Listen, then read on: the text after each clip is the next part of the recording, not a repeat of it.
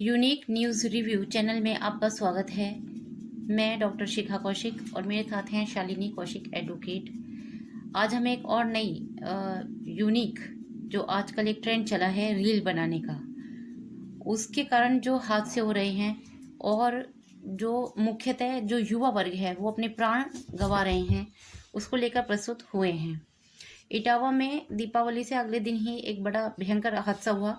Railway track पर एक 21 वर्षीय और एक 19 वर्षीय युवक रील बनाने पहुंचे और रेल की चपेट में आने के कारण दोनों का दर्दनाक हादसे में देहांत हो गया। शालिनी जी, आपका क्या मानना है कि जो रील बनाने की प्रवृत्ति चली है ये कितनी घातक सिद्ध हो रही है हमारे समाज के लिए? कितनी घातक सिद्ध हो रही है हमारे समाज के लिए? बहुत ज़्यादा हो रही है। रील बनाने को लेकर जो एक्साइटमेंट है उसमें जो रील बना रहे हैं वे नहीं देख रहे हैं कि हम खुद के लिए तो जो है परिस्थिति खतरनाक पैदा कर ही रहे हैं, लेकिन जो और लोग हैं जो नहीं बना रहे हैं उनके लिए भी बहुत ज़्यादा खतरे पैदा कर रहे हैं। अच्छा, एक और प्रवृत्ति भी है, हाथ से तो एक वजह है ही, लोग अपनी जो प्राइवेट लाइफ है उसको बिल्कुल कहें कि नीलाम कर दे रहे हैं।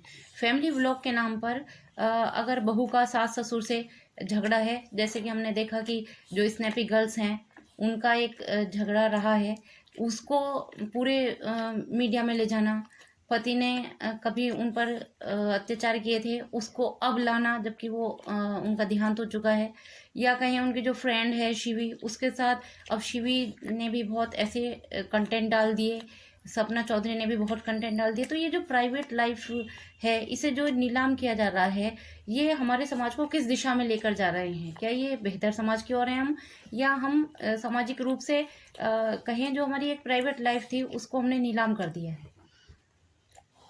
ये खुलेआम YouTube से व्यू बटोरने के लिए जो कार्य कर रहे हैं वो दिखाई दे रहा है। इसमें पूरा यकीन भी नहीं है मुझे कि ये सब घटनाएं हो रही हैं, लेकिन केवल और केवल इसलिए कि YouTube पे अगर हम आपस के झगड़े दिखाते हैं, कंट्रोवर्सी दिखाते हैं, कंट्रोवर्शियल जो हम दिखाते हैं, तो उसमें जो है उसमें ज़्यादा व्यू आते हैं।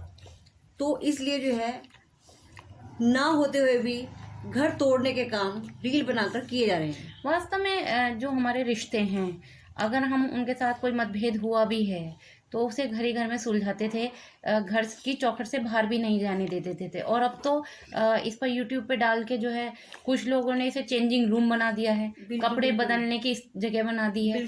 तो ये हमारे समाज के लिए बहुत घातक प्रवृत्ति है और जो लोग भी अपनी निजता को नीलाम कर रहे हैं उन्हें समझना चाहिए कि आप आगे बहुत बड़े एक जंजाल में भी फंस सकते हैं, क्योंकि एक बहुत बड़ा आपराधिक साइबर समूह है जो सब कुछ देख रहा है और वो आपको कहीं पर भी बहुत बड़ा एक झटका दे सकता है। यही हो रहा है, इसी वजह से जो है लड़कियों के अश्लील फोटो वायरल किए जा रहे हैं, क्योंकि आप इस पर सब डाल दे रहे हैं और वो इस पे आते ही वो पूरे गूगल पे आ जाता है और उस पे आकर जो है जो अपराधी समूह है वो उनका इस्तेमाल करता है। फोन साइट्स पर भी बेटियों के फोटो डाल दिए जा रहे हैं, जबकि वो बेटियां केवल अपने एक निजी उनमें डालती हैं, लेकिन पोर्न साइट्स पर जो काम करते हैं वो फोटो लेकर कुछ और गंदे मैसेज लिखकर उन पर डाल देते हैं। ऐसी बहुत सी घटनाएं घट रही हैं। तो हमारा तो सभी से ये निवेदन है कि अपने जो लाइफ की प्राइवेसी है उसे बनाकर रखिए और समाज के लिए आप एक उपयोगी काम कीजिए। अगर आपके पास कोई हुनर है तो हुनर प्रस्तुत कीजिए, लेकिन कम से कम अपनी जो प्राइवेट लाइफ है उसे आप नीलाम ना करें। और रील बनाते समय बहुत सावधानी बरतें। रेलवे ट्रैक, चलती हुई सड़कें और ऊंची मंजिलें, ये नदियां, पहाड़, इन सब पर ये सब करामातें करने से आपको बाज आना चाहिए। अपने प्राणों को सर्वप्रथम बचाना चाहिए। आपको सुरक्षा के संबंध में अगर किसी को कुछ जानकारी देनी है, कानूनी जानकारी देनी है, आप वो दीजिए, लेकिन जो है ये जिंदगी को नीलाम मत कीजिए।